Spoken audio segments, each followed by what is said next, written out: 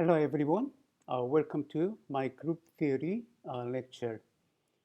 In this lecture, we are going to discuss an overview of what we are going to study in group theory. So we are going to begin with the following question. What is an algebra? Okay, maybe you know that until now you have heard of algebra as one of the subjects of mathematics. Okay, but that's not what we are talking about. Okay, here it says an algebra, right? An algebra. Okay, so what is this? An algebra, or the algebraic structure. An algebraic structure, uh, the underline is a non-empty set, okay? A non-empty set A with a binary operation, okay? So that is called an algebra, right? So here, algebra is not the name of the subject, a subject of mathematics. It is a structure, mathematical structure, right, which is called an algebra or an algebraic structure. Uh, Here, A underline is usually written as the following ordered pair, the non-empty set A with binary operation F. But then, here comes next question. What is a binary operation? Of course, you know binary operation, right? You have seen those operations, right? For instance, addition, the multiplication on the set of integers, right? Those are binary operations. But formally, more formally, a binary operation can be considered as a function. On a set, A is a function, okay, from A Cartesian product A into A itself. Actually, there can be, not just the binary operations, but also ternary operations, or, the more in general, there can be uh, an n-ary operation, right? N-ary operations, right? So an n-ary operation, same way, it is defined the same way. F is a function from, you know, the uh, the following Cartesian product into A itself. So what is this notation means? What this means is n copies of right the n copies of A, right? So product, the Cartesian product of the n copies of A. So we simply use this notation to write it down. But let me write it out though.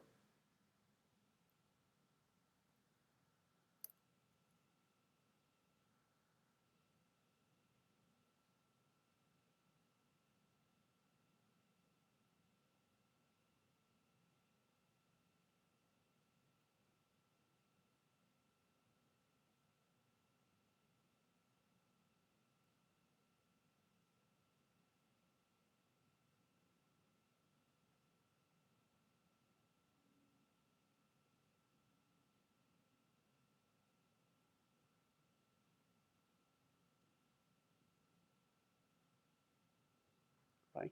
So this is the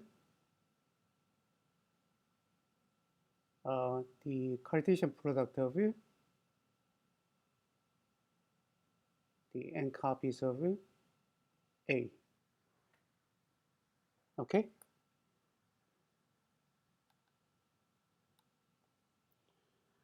So here's an example. Addition, right? So the one we are very much familiar with. Addition on the set of integers, right here. Z is that's a notation for the set of all integers. Okay, right. is a function uh, from Z Cartesian product Z into Z defined by the following thing. So the ordered pair 1, 1, right, is mapped to 2. Ordered pair 1, 2 is mapped to 3. Of course, we are not using this notation like in general, right? Okay. So let me use my notepad again.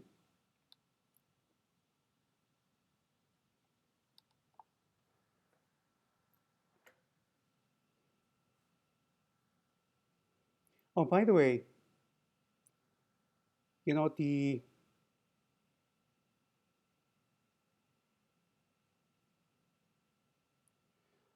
um, some people use it. So this is a Z is the set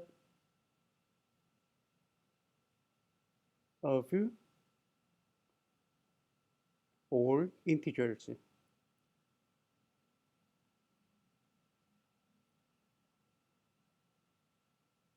Okay, set of all integers.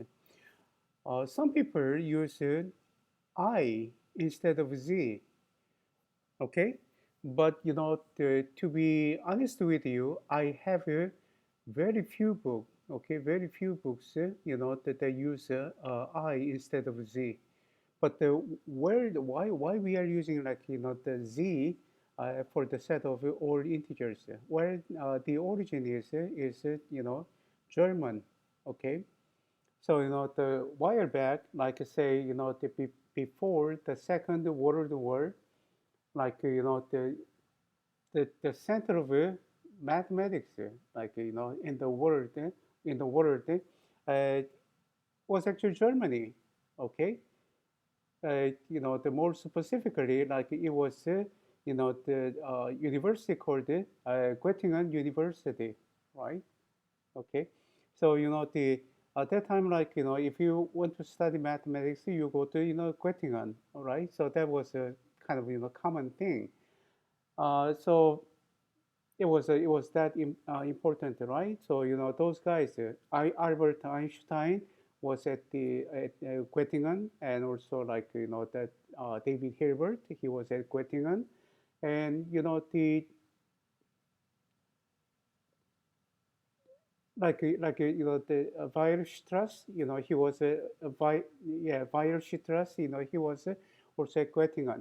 Like you name, like the great German mathematicians, okay, and you know a lot of them they were at Göttingen, right? Anyway, so this was Z is from actually the German word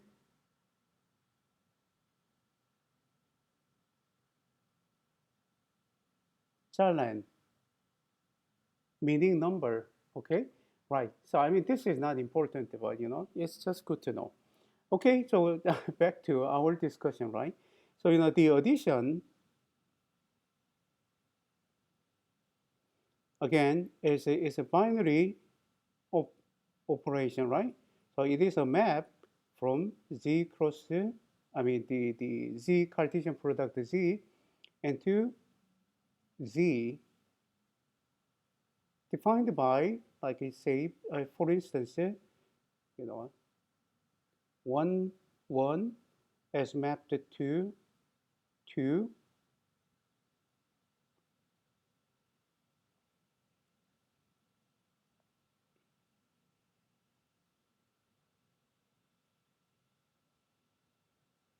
1, 2 as mapped to 3.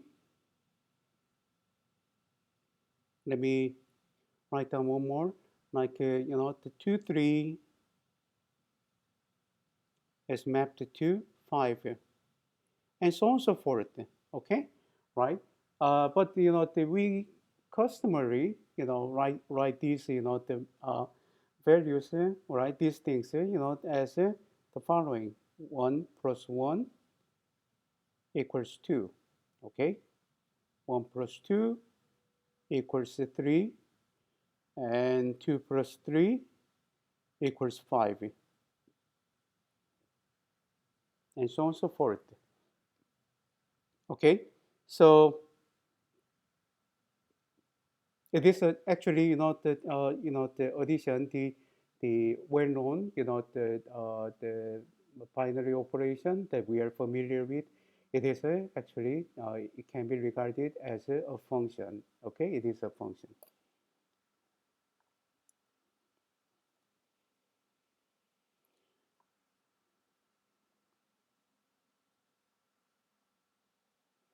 Okay, so next we are going to discuss some important examples of algebras.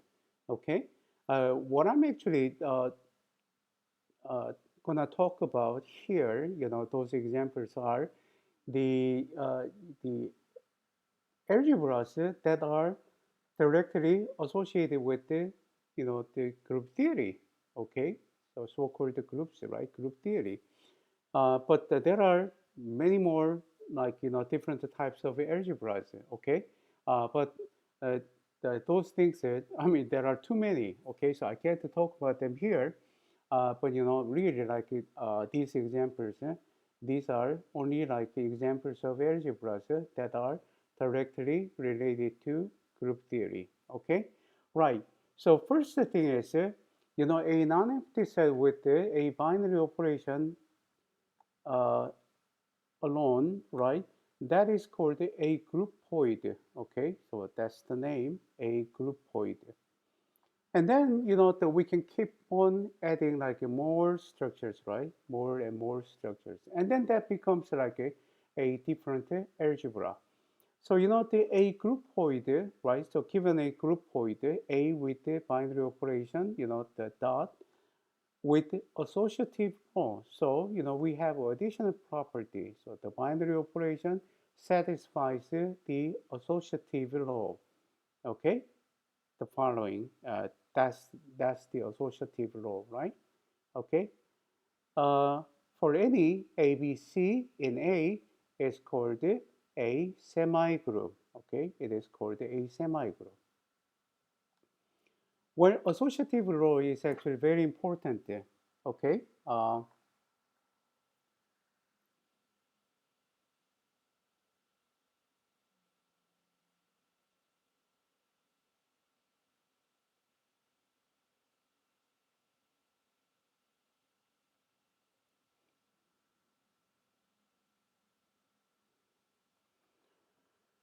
Right. So, when you have a binary operation, right? Binary operation, you know so well what the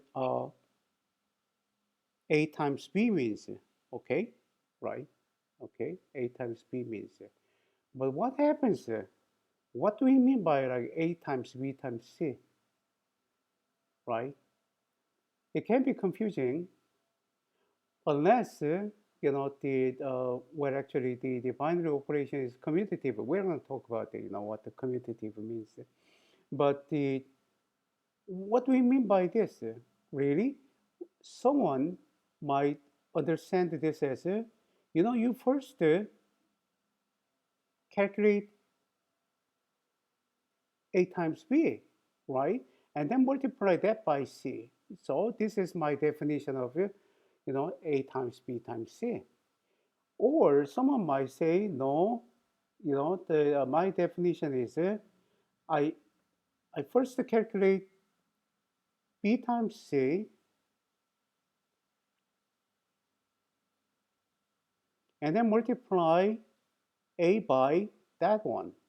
Okay, B times C. So that's my definition of A times B times C. Someone might say that.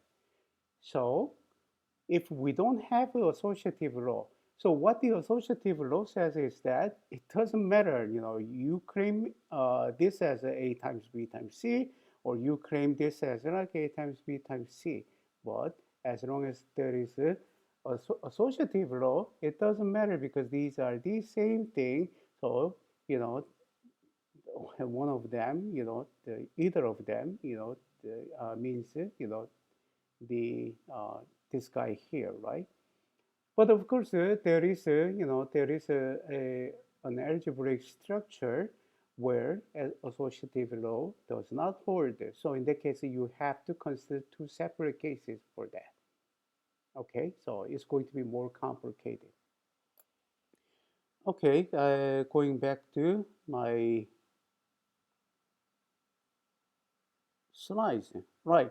So now we have a, let's say that like we have a semi-group. Okay, we have a semi-group. If the semi-group has an identity element, okay, so I see a typo. I'll fix that. An identity element E, right, in A. So what is an identity element? What it does is write the following: A times E equals E times A equals A for any A in the set A. So if there is such an identity element, then the semi-group is called a monoid. Okay, a monoid.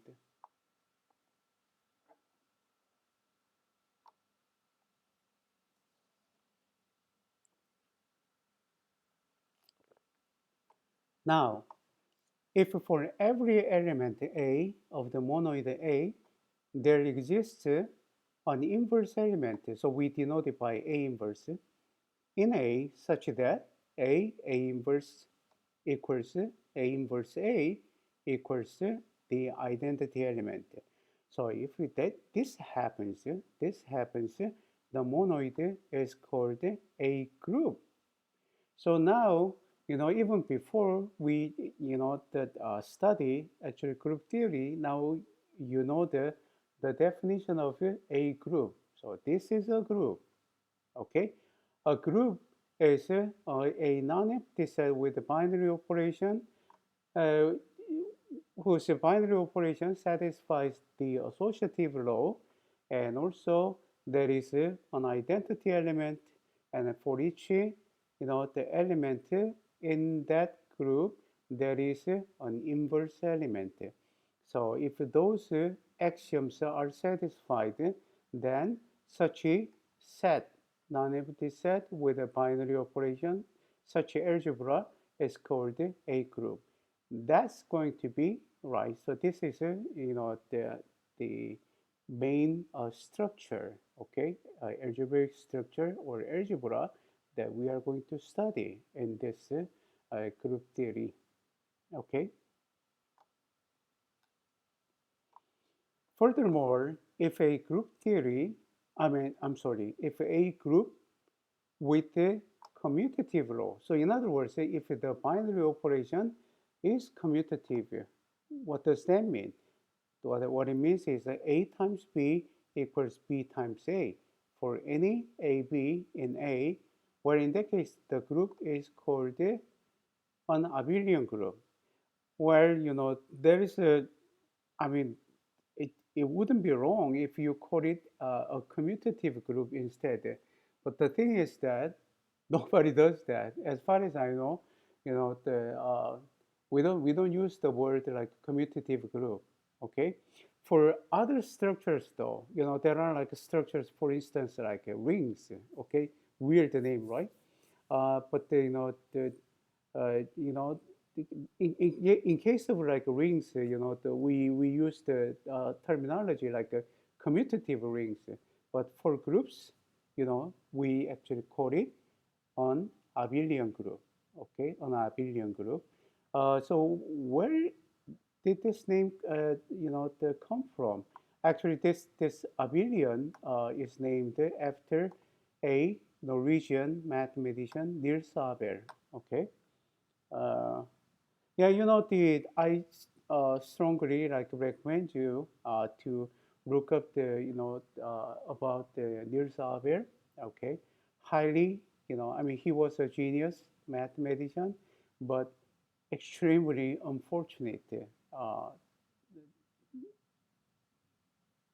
his life was extremely unfortunate also.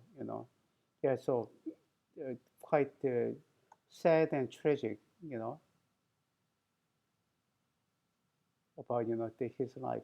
But anyway, it's actually his story is quite inspirational. So I strongly recommend you to,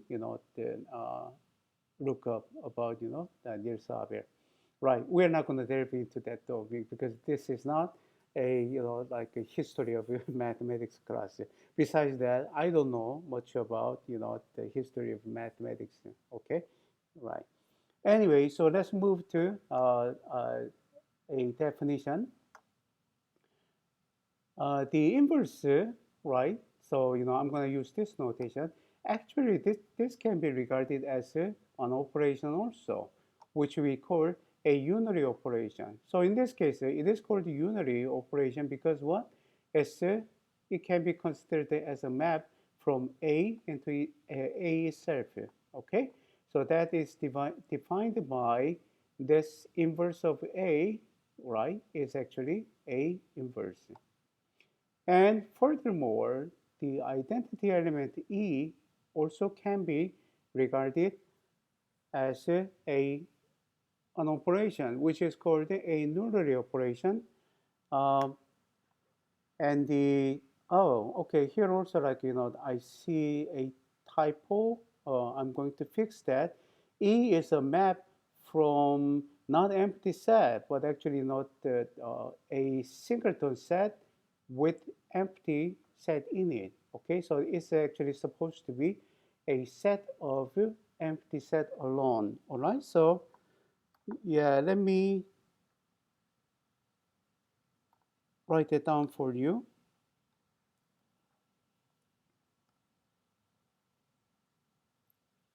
Okay, so a nullary operation here.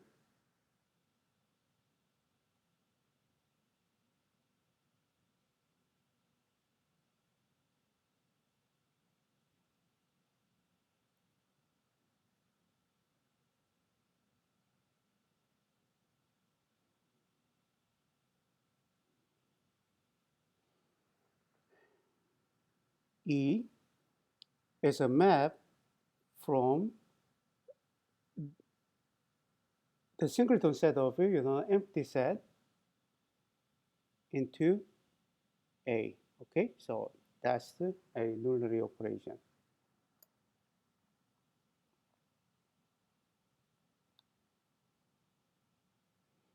So the formally, right? In fact, the A group is not just a non-empty set with one binary operation. Actually, it is a non-empty set with three operations: one binary operation, one unary operation, and one nullary operation. So formally, a group can be written as the following ordered quadruple. Okay, ordered quadruple, just like I mentioned, right? A non-empty set with a binary operation, a unary operation, a nullary operation. Okay. All right. So next thing we want to talk about is the main topics of group theory. Okay. Right. But I gotta warn you though, this is not exhaustive like a list of the topics that we study in group theory. Okay. Right.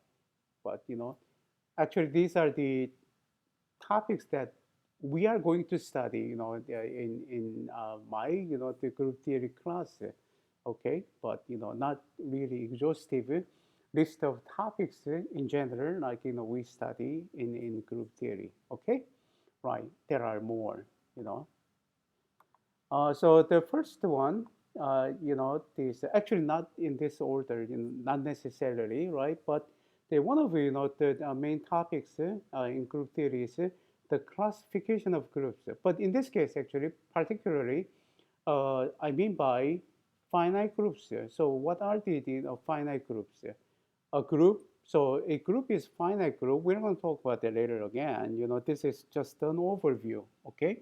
But a finite group is a group with finitely many elements. So we are going to, later on, I'm going to define it again, but we use the word, the term, terminology, order, okay?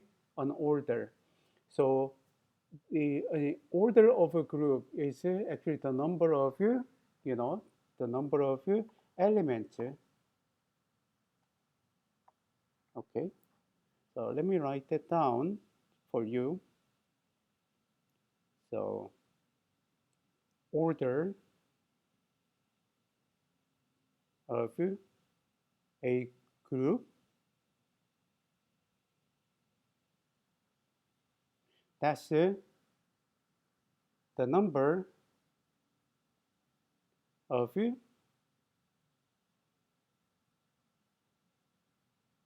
elements of a group. Okay, so that's called order. So when order is finite, it is called a finite group. Order can be actually infinite. Then in that case, it is called an infinite group. Okay, but in case of classification, as we shall see, all right, the finite groups. That's the classification of finite groups. That's the most interesting thing. So basically, we try to answer the following question: how many different groups of order n are there? Okay, for each n, and what are they? Right. So for n equals 1, n equals 2, n equals 3, and so on and so forth. Obviously, right, the larger n is, the harder the classification becomes. Okay, right.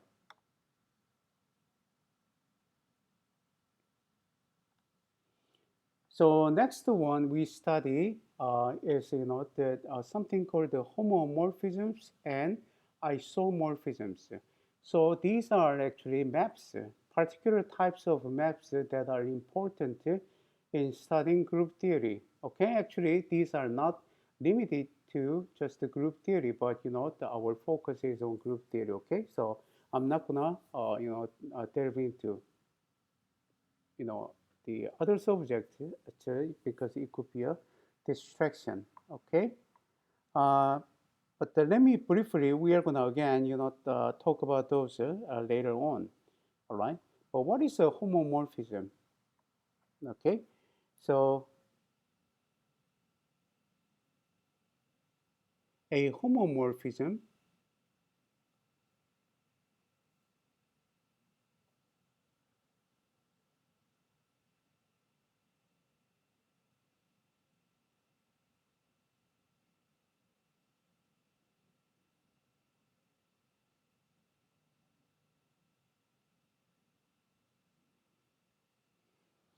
right? A homomorphism is a map. Okay, so it's a map. So let's call it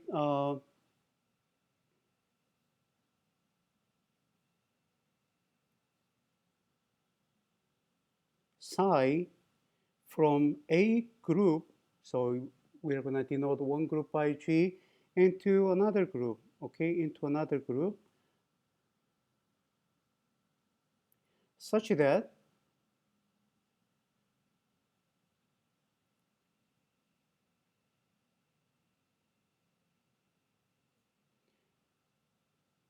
psi of AB equals psi of A, psi of B.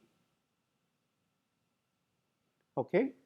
Well, actually, in this case, I'm assuming that these two guys, these two groups, use the same like operation, like multiplication. Okay, for simplicity, but that's not necessarily though. So, say in case, for instance, like the group G has like this operation, right?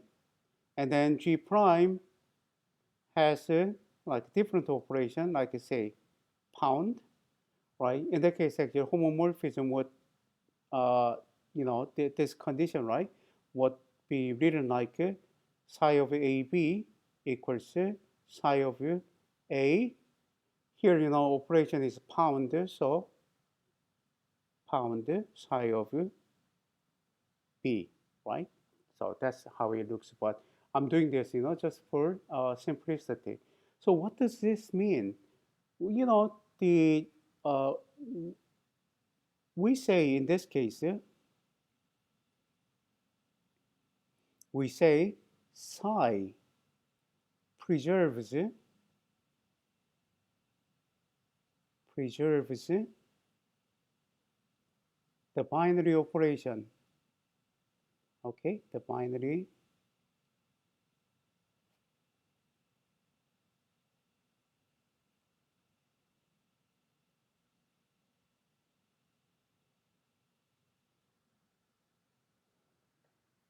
Okay, the binary operation.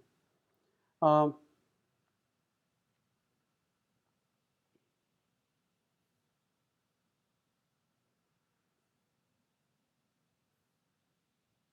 right. So basically, a homomorphism is a map which preserves, a binary operation. Okay, and so what about like I mean, didn't you say that like we have three different operations on a group, right? Okay, not just the binary operation, but also we have unary operation and nullary operation. The in general sense, right? I'm not gonna go much into that. Again, it's going to be this distraction, but in general, yes, if you have you raise that question, then you are right about that. So, homomorphism actually has to preserve all the involved operations. So, binary, unary, and nullary operations. But in case of groups, once you show that, the map preserves the binary operation, right? The binary operation, then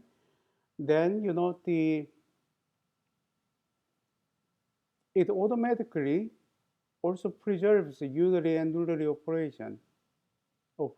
So we don't have to worry about those things. But that's not true. That can be different, depending on the algebraic structure that you are dealing with. Okay, but in our case, so homomorphism definition of homomorphism is just this, right? So psi, if psi preserves the binary operation, then it is called homomorphism. Okay, right. And if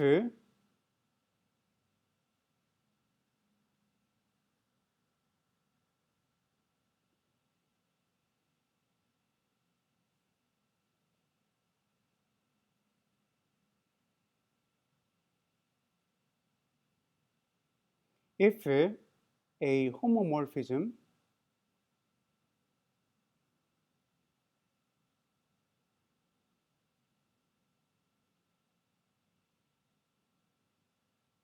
psi, okay, from G to G prime, G into G prime is one to one and on to, okay, is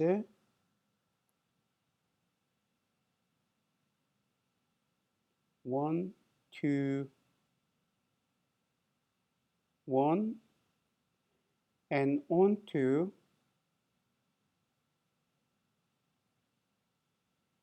okay, then psi is called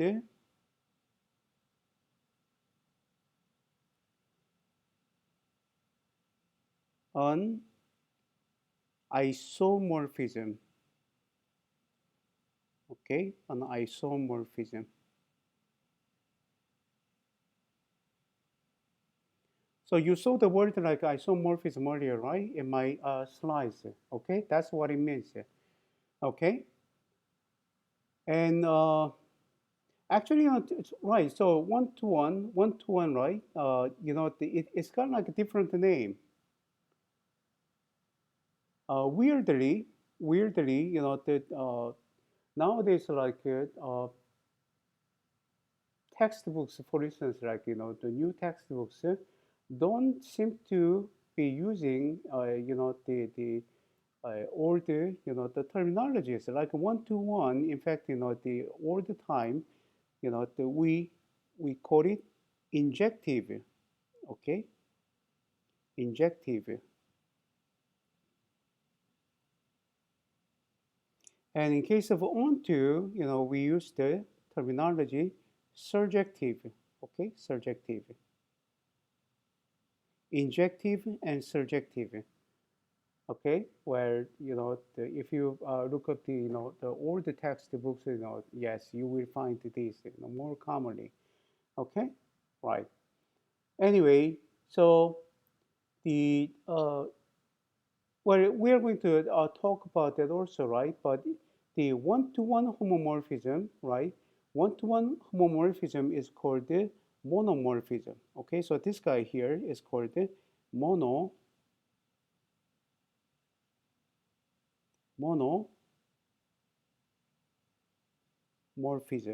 Okay, monomorphism. And onto homomorphism is called the epimorphism. Okay, epimorphism.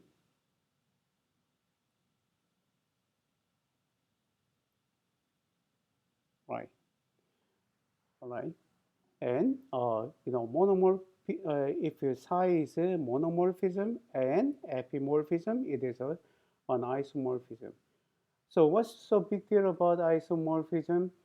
The in mathematics,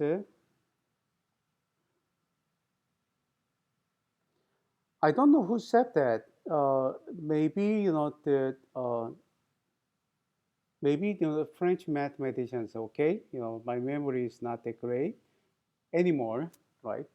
Anyway, so that someone said like that mathematicians are the folks not exactly in these words, but the folks who give like the different names to the same object, okay, right? Uh,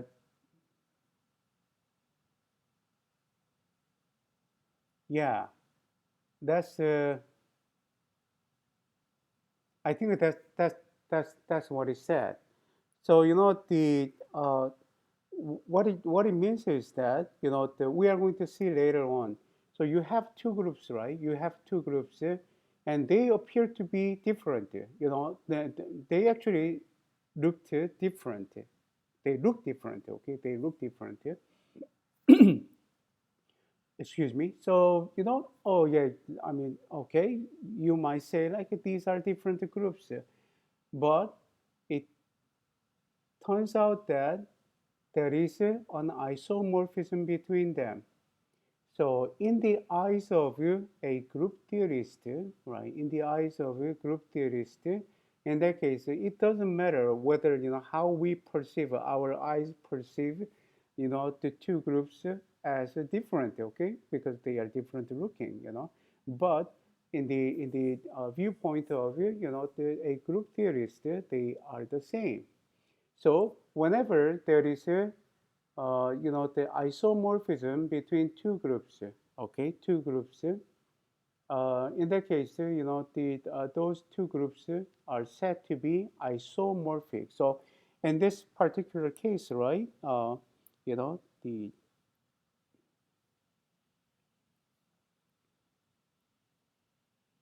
we say uh,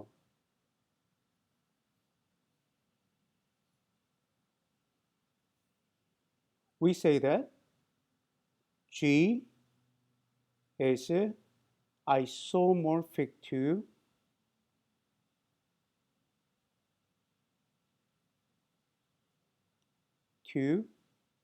G prime. Okay, and oh, by the way, there's another thing, important thing I need to mention, though. I mean, all these things, okay. Again, like I said, the if some of these things, I say are confusing, that's okay because we are going to again talk about these things later on in more details. But when we actually talk about isomorphism, another thing is that we also have to show is the inverse function. Uh, one to one and on to, so the it has inverse function, right? Inverse function has to be also inverse. I mean the homomorphism, okay, right? So that's we have to check too. However, in case of groups, right? if psi is an isomorphism, then psi inverse automatically is a homomorphism. So we don't have to worry about that. That is not true in general, okay? That is not true in general, as far as I know, okay? But anyway, so G is isomorphic to G prime and vice versa, right? G prime is also isomorphic to G. So in that case, we usually use the following notation.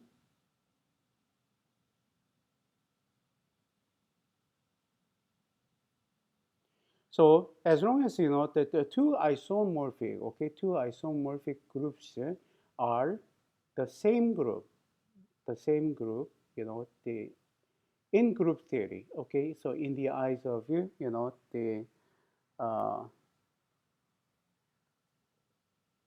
a group theorist. So what I said earlier, I hope you know that I'm actually quoting it almost correctly, right? So mathematicians are the folks who give different names to the same object, right?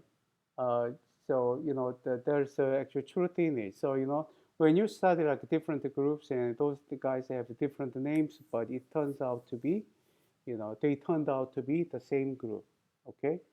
And I really don't want to confuse you by saying this, like, but the topologists, the guys who study the another like very interesting subject of mathematics, topology, they have certainly different viewpoints, okay? And for them, like for instance, the stuff like triangles, circles, squares, or rectangles, these are all the same thing. Or even more interestingly, like the coffee cup and donut are actually same to them. Okay, they are same. But I'm gonna stop here, okay? Because that would be a big distraction. Okay, so that's what we are going to study. So classification does not just involve like what finding like different groups, but some of them might be actually the same in the eyes of the group theorists. Okay, so that can be done by the isomorphisms. So if there is an isomorphism between two groups, then they are the same. So also isomorphisms play an important role in the classification of groups.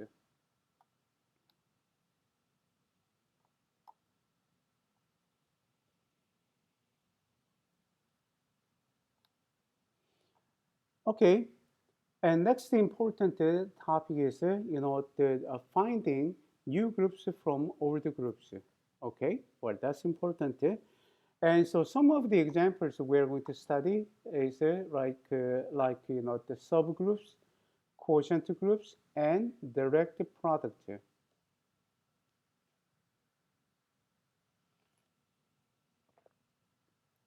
So when there is a group, right? So let's say we have some old groups. So from old groups, we can get new groups, but new groups could be smaller. So I'm talking about actually finite group case. So smaller in sizes, right? In size, or it could be greater, or bigger in size. So subgroups and quotient groups, they are the new groups, right, from older groups, but they are actually smaller in sizes. On the other hand, the direct product, all right, they are greater in sizes. So those are the things that we are going to study. And lastly, the group theory and symmetries, right, are uh, you know, the strongly related. Okay, you know, especially group theory, has great importance or significance in geometry. In geometry, the symmetries play an important role. So what are the symmetries? Well, you know them actually already, right? So here symmetries include reflections, rotations, and translations. Okay, maybe I should write them down.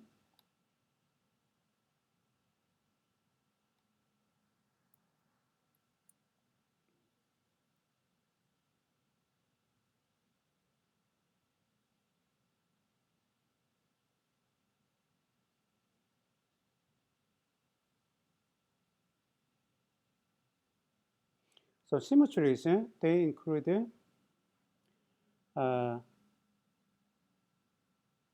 reflections,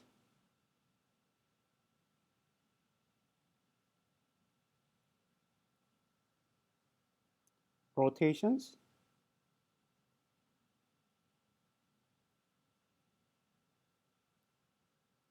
and the translations, right? Translations.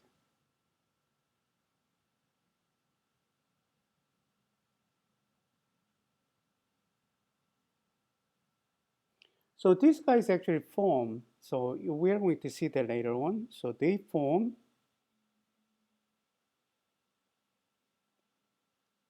a group, okay, a group called a symmetric group, okay, a symmetric group.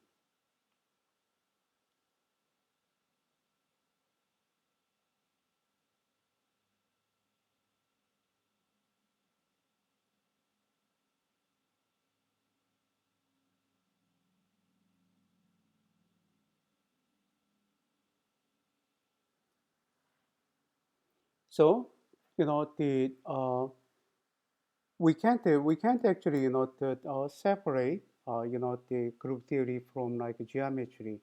Not only that, group theory also plays an important role in physics. So hopefully we will have a chance to talk about the applications of group theory not only in geometry but also in physics. Okay, later on.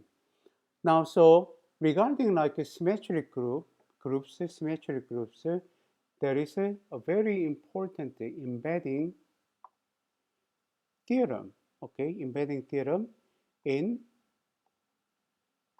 uh, group theory. That is called the Cayley theorem, okay, Cayley theorem.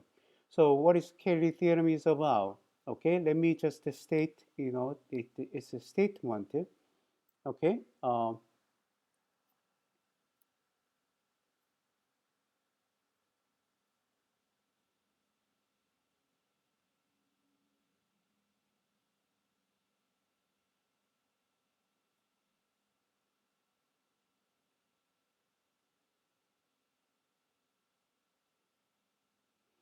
So what the Cayley theorem says is every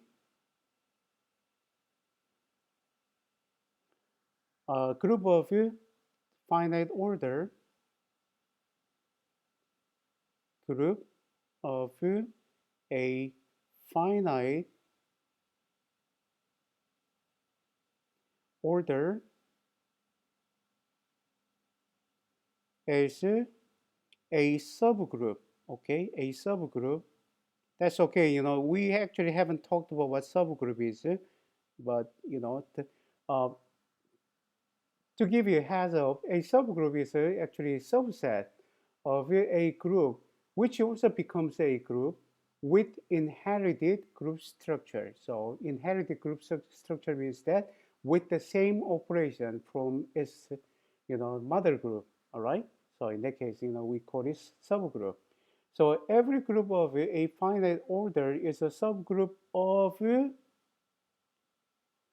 a symmetric group. Okay, a symmetric group.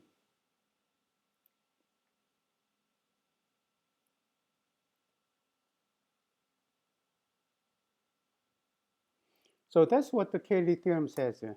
I mean, this theorem is actually very interesting.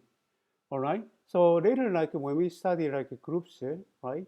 So you see like some of the really like the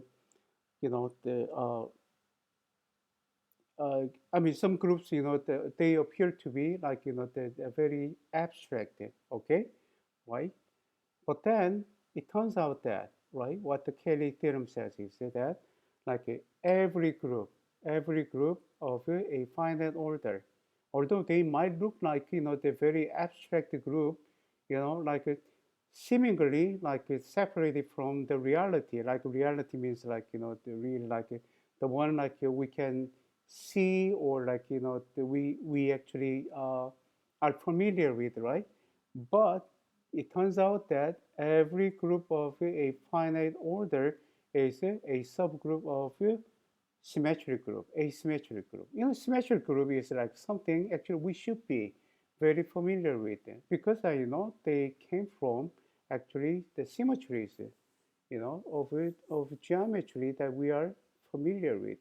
Okay, that's actually something real that we see all the time. Okay, so also like what it says is right, studying groups of finite order just boils down to actually studying symmetric groups. So that's how important symmetric groups are. All right, so have that in mind. Right, so basically this is the an overview of the group theory that we are going to study. Okay, so pretty much now later on, as we go, the concepts that we are going to study, you won't feel like, oh, that's really weird. Like, I have never heard of it, but yeah, you will feel like, oh, I heard that, or I already know the definition. Okay, right. So that was the purpose of the actually this overview, so that you can familiarize your self with the new notions that we are going to study later on. Okay, so that's it, folks. So more details of my discussion here can be found in my lecture note at the following address. And this address is a hyperlink, so you just need to click on it, and it'll take you to my lecture note. And also, if you are interested in visiting my main Blogger site, just click on this word Blogger, which is also hyperlinked. Okay, so this is where you will find my other lecture notes in like different subjects of mathematics. Okay, and also the hopefully the physics as well, like in the future. Okay, thank you for watching and listening to my lecture. Bye bye.